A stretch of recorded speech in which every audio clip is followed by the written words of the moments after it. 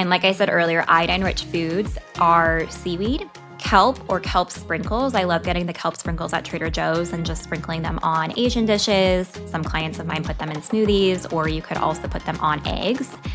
And then seafood. So those are great sources of iodine-rich foods. I feel comfortable saying you can incorporate those things, but do not take an iodine supplement without working with a provider first. Hello, hello. Welcome back to another episode of She's in Sync, the podcast for women looking to have a safe transition off birth control and heal their hormones naturally. Today, I'm going to be diving into a topic that I've been wanting to talk about for so long, but I just kept, sometimes my sciencey clinical brain just overpowers me. And I was like wanting to go too in the weeds with this topic. And then we went on a cruise and I had a personal experience with this. And I was like, you know what? I just need to get this information out there and not just, you guys don't want to hear a lecture anyways on science. Like I'll give you the science, of course, but, we're going to be talking about how the water you're drinking can cause acne. And this is something no one's talking about. This was really new information to me. And I've seen this again over and over in my practice with clients who are dealing with not just acne, but thyroid issues, detoxification issues, post-birth control syndrome, mood issues, metabolic concerns, energy issues. And we're going to be diving into all of that today, but I'm specifically going to be talking about the lens of how your water can be causing your acne. So I want to dive into my personal experience with this recently. So we went on a cruise a month or two ago. It was 2 months ago at this point. I'm recording this in May. We went the first week of March. And we had been on a cruise. I've been on a cruise a couple other times. And Jared and I got engaged on our last cruise. So a year prior to this past cruise in March, we went on a cruise where we got engaged. And on that cruise, that one was in December of 2024. Either way, we went on a cruise, and that cruise, my skin was doing great before. And then I remember I just started breaking out so bad. And I was like, what is going on? And I was like, well, it must just be I'm drinking more, I'm eating different food, traveling, like all those types of things, which by the way, I'm planning on recording a podcast about why you're breaking out when you're traveling too. So we're going to be diving into that soon as well. So I just chalked it up to that. And when I came home, my skin cleared up. And so I was like, okay, cool. Like that means it was just, vacation breakouts, whatever. So this cruise in March, I was thinking the same thing. I was apprehensive going into it because I was like, oh no, what if I'm going to break out? Like there's something in the cruise water. There's something in the cruise. And I didn't take that literally. I was just thinking there's something with being on a cruise ship that makes me break out. And I was like, I'm in a much, every year I heal more and more. I fine tune things more and more. Healing is an ever evolving journey. And I had eradicated my H. pylori, which was really sticky and took me a couple years to fully eradicate. And that was a difference. And so I was like, my skin is even better than it was prior to the last cruise. So maybe I'm set up more for success. And I was very, very hopeful.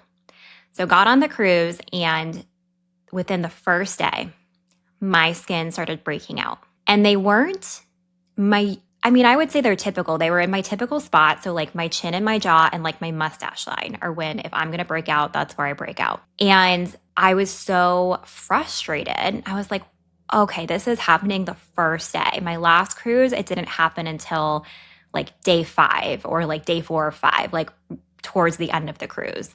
So I was like, well, shit, now I'm going to be breaking out this entire time. Like this sucks. I don't want to be hiding behind makeup. And I also just like my clinical brain was coming on. I'm like, what is happening here? And there was this little piece of me that was like, is it the water? Is it the water? Because I know that fluoride in water can break people out, but I never realized that some people like myself can be so sensitive to it. So that was in the back of my head, but I was like, no, it can't be that. It has to be something else. And so day by day, my breakouts kept getting worse. I would wake up and I would have even more breakouts, and I didn't finish this thought. They were in my usual spots, but they were like really tiny whiteheads that just came up like really fast. And some of them were inflamed, but not all of them. It was just, it boggled my mind how quickly they came up and how quickly they surfaced and how much there was. So it wasn't a typical, like, I get a zit here, I get a zit here, there. It was like very much like a lot popping up and building on each other. And I was doing my same skincare routine.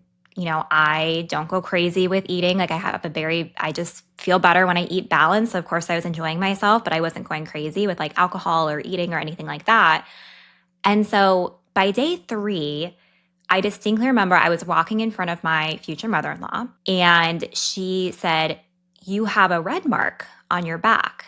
And I was like, "Oh, is it acne? Am I breaking out on my back now too?"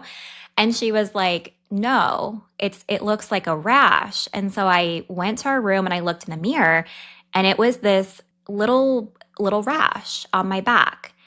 And I was like, bingo. It's the water. I'm having a halogen rash, which we'll dive into the science here in a bit, but essentially what was happening is there's I'll just lay it all out there. There's bromine in water on a cruise. And bromine, fluoride, and chloride are all halogens. And iodine is a halogen. So if we're thinking back to the periodic table, those minerals are halogens and they compete with one another. I take iodine. I've put myself through a protocol with iodine. I have a multivitamin that I take that I brought on my vacation that has iodine in it. And my body was clearly having a halogen reaction, which is where the different halogens compete. So since I'm not normally taking fluoride, bromine, and chloride in, but I was on this cruise and I was also taking iodine, that's where the rash came. And so I was like, it has to be that because I've never experienced rashes before. And so I decided to stop drinking the water and I just switched strictly to bottled water. And within a day, my skin completely cleared up. Like the little zits that came up, they cleared themselves like almost instantaneously. And I stopped getting new breakouts. And that continued. So I kept drinking. I would wash my face with the water. I would shower in the water, obviously. I would go in the pool and in the hot tub, which presumably has chlorine in it, but I did not break out from that. But when I stopped consuming the water, that's what really stopped my breakouts. And so this is a known thing. So there's a resource if this is interesting to you guys. And I actually brought it on the trip because I think I had this like sixth sense that this was going to happen and that this was a thing. But I was like, no, Taylor, you're not that sensitive to halogens. Like, calm down. But I guess I am. And so this book that I love is called The Hidden Cause of Acne. And it breaks down, it's a lot about fluoride, but it talks about how this woman, and she's a former FBI investigator, like the book is really well written and really like engaging and funny. It's not super sciencey. I mean, it is, but it's kind of like when you're listening to my podcast, I throw like science at you, but it's not super dense, if that makes sense. You're not reading a research article, but it breaks down how she's really sensitive to fluoride and how it was the hidden cause of her acne. And that's what the book is called, The Hidden Cause of Acne. So I brought that book with me and I was just reading it after I realized this. And I was like, yeah, I'm someone like her who I'm really sensitive to halogens. And so the last night of the cruise, so I was from day 4 on, it was a 7-day cruise, I was drinking just bottled water. And from that day on, that my skin was really clear and it was really great. The last night, I didn't think about this. I ordered a soda water with lime, thinking that it was like like mineral water or something. I don't know what I was thinking. Like looking back, I'm like, I should have known better, but whatever. And the next day, same thing. I woke up and I had 3 little breakouts all around my mouth. So I was like, it's the water. And then I started to piece things together of my skin is really clear most of the time. And there are times where I remember the same thing happening where I'd wake up and I'm like, oh, I just got 3 random little zits all around my like mouth and my jaw, which if you have that presentation, I can almost guarantee you there's a deficiency in iodine and or a halogen reaction happening because that's where they tend to be. And I'll explain that in a bit. And so I when we were traveling back, we had lots of time in the airport, lots of time on the plane. And so I tend to document to make sense of why my acne is happening, like I do with my clients. I investigate. And so I take pictures when I have a breakout and would try and make sense. Is it a certain time of my cycle? Is it when I have stress? Is it, certain foods or situations? And I could never make sense of it. But then after this realization, I looked at pictures and then I went back in my calendar and I connected the dots. I was like, oh, I broke out this day. The day before, I went and got happy hour with a girlfriend and I drink water along with my happy hour drink. Oh, this day Jared and I went out to eat. I drink water, which has fluoride in it in our county. That caused breakouts the next day or the day after. And so it just started to make sense. And I was like, wow, this totally makes sense. And I was thinking in terms of my clients, where I've had clients who they travel and their skin is doing really well. And then they start having these breakouts and they start freaking out and thinking like, is it the food? Like, is it like, what's going on? And so specifically, I have one client who I'm thinking of after this situation with myself happened, who she went to Disneyland and she started getting acne again around her chin. And I asked her, I told her this story about myself and I was like, did you drink the water? And she was like, yes, I did. And now that you're saying that, I also took a travel toothpaste, which has fluoride in it. And I was like, that makes sense. So your body was having a halogen reaction and that's causing the acne. So I want to break this down a little bit more because this is probably something that no one has talked to you about. And again, this was really new prior to me, diving deep and getting my functional nutrition training specifically for acne and hormones. I didn't know anything about this as a dietitian who had been practicing for 8 years, now 10 years. And so common sources of fluoride, let's start with that because again, thinking at the periodic table, so think of iodine as good. Iodine's a good mineral and we'll break into some misconceptions and myths in a second. But iodine, you want iodine. The other halogens, fluoride, bromide, and chlorine, those are, I hate labeling things as bad, but I do confidently feel those are bad. We do not want those in our body because they compete with iodine and there is lots of research showing that they have negative effects on our body in a variety of ways. So common sources of fluoride are going to be water because we are told that fluoride is good for our teeth. There's a lot of misinformation about that. With dentists and stuff like that, you do not need fluoride to have good teeth. It's more about mineral balance in general, and fluoride does have negative side effects to it. Fluoride is also in certain wines, specifically certain regions in California. And the book, The Hidden Cost of Acne, breaks down what specific regions are. And I have found this true to myself as well. So for a while, I thought it was just all wine. But now I realize it's certain wines from certain areas of California because they use a pesticide, herbicide. They use something to kill this particular bug to get off the grapes, and it's called creolite. And creolite is made from fluoride. And so those specific wines, their grapes are drenched with this fluoride pesticide herbicide.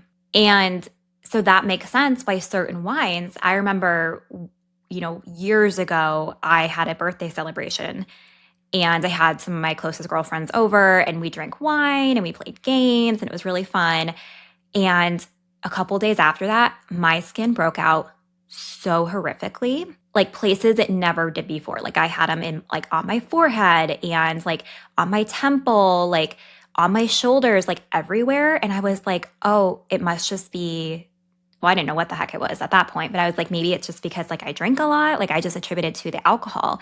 But looking back, I bet it was because I drank a lot. I did drink a lot that day of wine that probably was from California that had this creolite on it. And so certain wines, certain beers, cereal is a big one too, because they basically make the cereal, they process it into mush and then they, press it into those, stars or whatever shape it is, but they make the cereal with fluoridated water. Raisins, because of the same thing as the wine, creolite. So raisins have a high concentration of fluoride. This is also why dogs can't have raisins or grapes. It's the creolite. There might be other things too, but this is a big piece of it. And so when I thought about that, I was like, oh my gosh, so like this amount poisons dogs. Why are we putting this in our body? So you have to be really careful with raisins and grapes and buy organic versions of that. And then certain medications have fluoride in it too. Bromine, brominated flours, and baked goods are the most common sources of bromine. And then chlorine, chloride, this is mostly in foods and chemical products, or not foods, in pools and chemical products. So we have a lot of exposures to these halogens, to fluoride, bromine, and chlorine. And also one thing I want to say too is like I might be using these words interchangeably, like fluoride, fluorine, bromine, bromine, chlorine, chloride.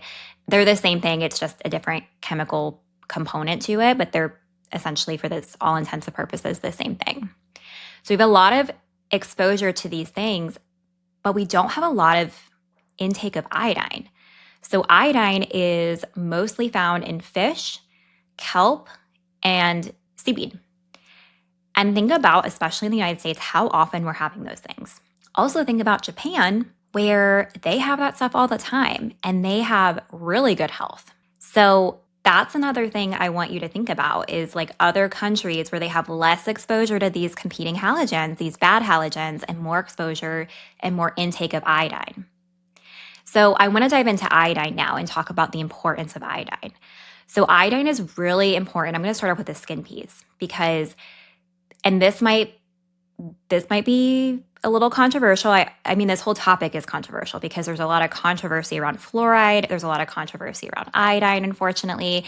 And that's because there's a lot of misinformation. So I'm going to give you some additional resources too to like read up on this because it's really fascinating once you dive in. And honestly, it's one of the biggest things that I've had aha moments from clinically in practice, not only healing my own hormones and skin, post-birth control, but also working with other clients because I've never tested someone and they've had sufficient iodine. They all are insufficient iodine, grossly so.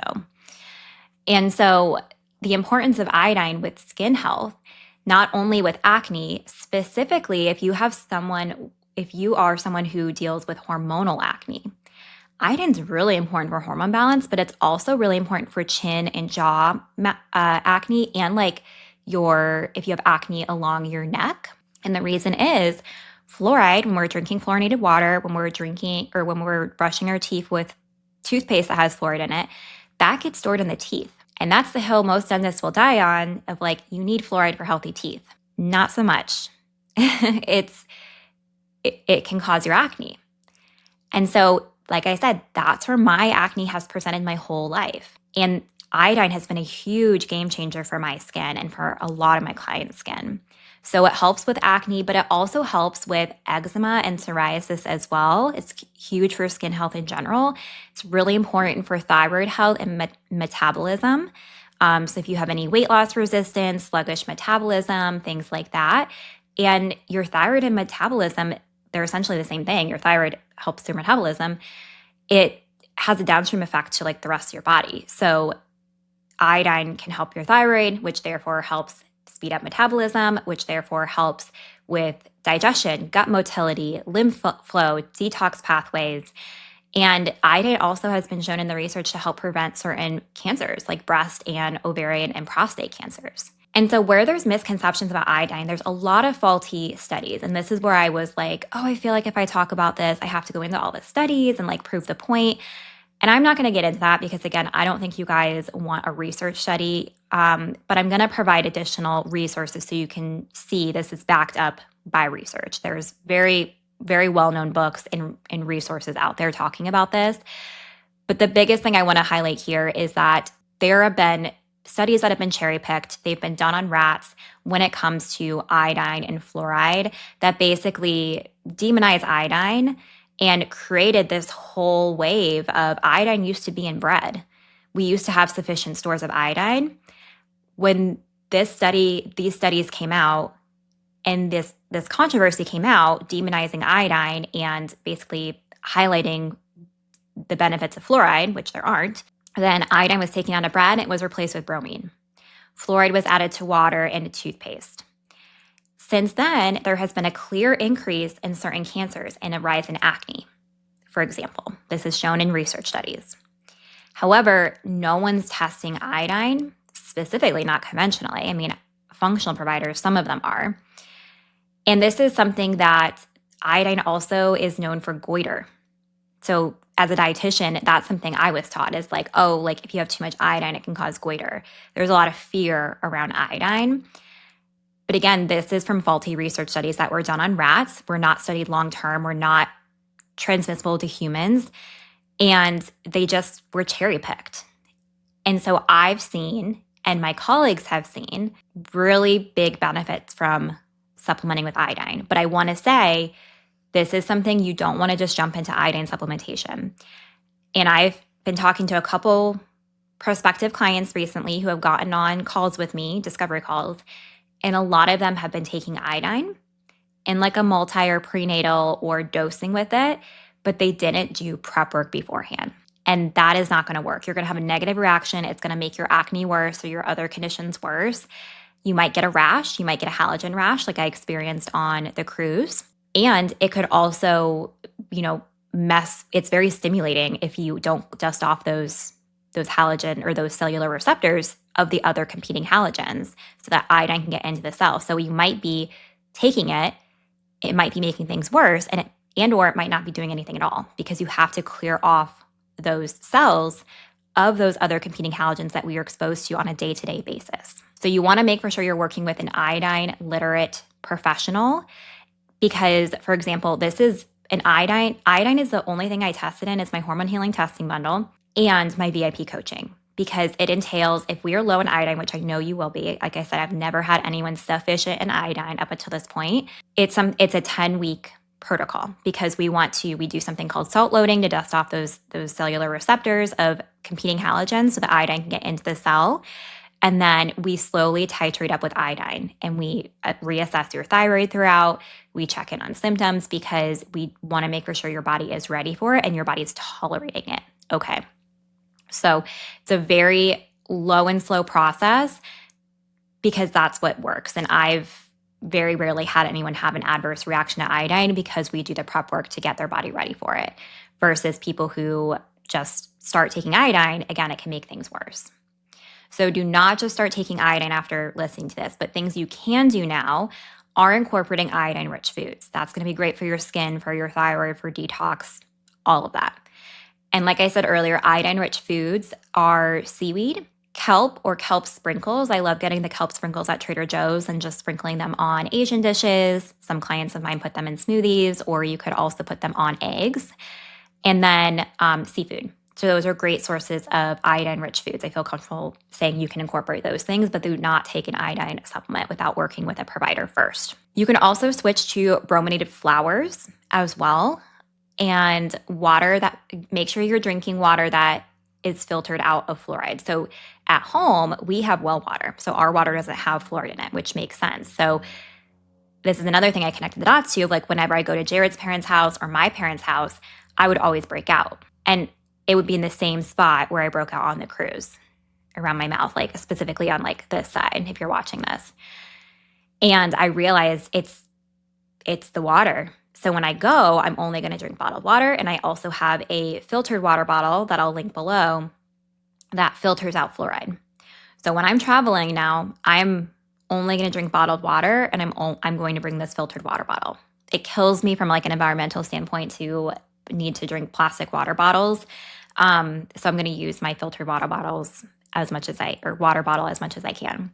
So Clearly Filtered is the water bottle, the travel water bottle that I use. They also have, if you live in a county that fluoridates their water, which you likely do unless you have well water in the United States, internationally, you may or may not, depending on where you live, then Clearly Filtered also has a whole fridge filter. They also have an under the sink one as well that you can get. And this is a great investment for your health.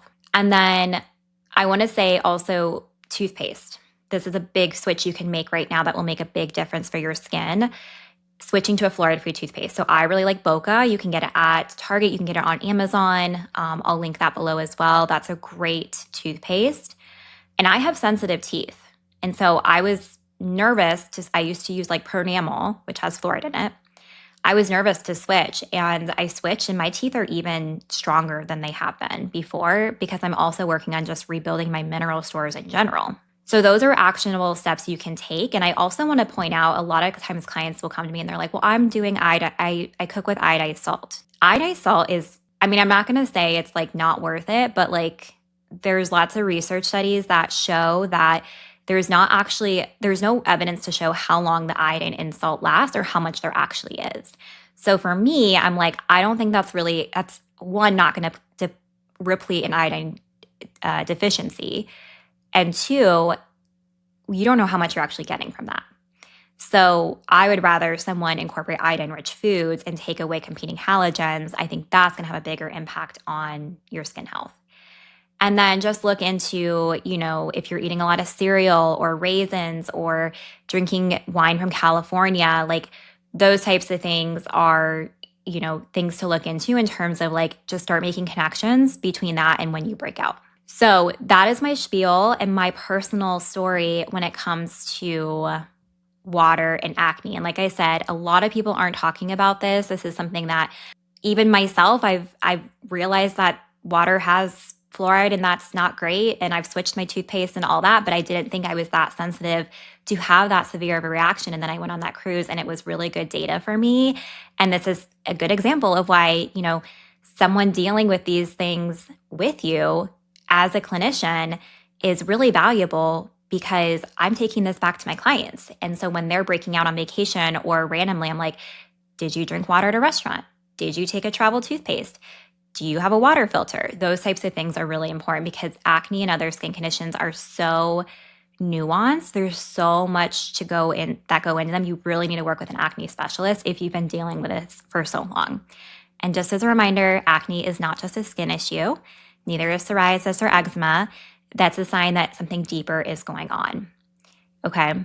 So looking internally and doing some functional lab testing and getting a personalized protocol to heal those internal imbalances that are causing your acne, including deficiency in iodine and competing halogens, is so, so important. So I hope this was helpful for you. I'm going to list all these resources that I talked about, the books, the water, the toothpaste, all of that stuff below so you can take a deeper dive if you would like. And if this was helpful for you, I would so appreciate a review. Reach out to me on Instagram and let me know if this resonated or if it connected some dots for you. I'm really, really hopeful that it does for some of you out there who are dealing with chronic acne, that you're trying all the things and it's just not working. I bet this is going to give some light bulb moments. So thank you so much for listening and stay nourished, everybody.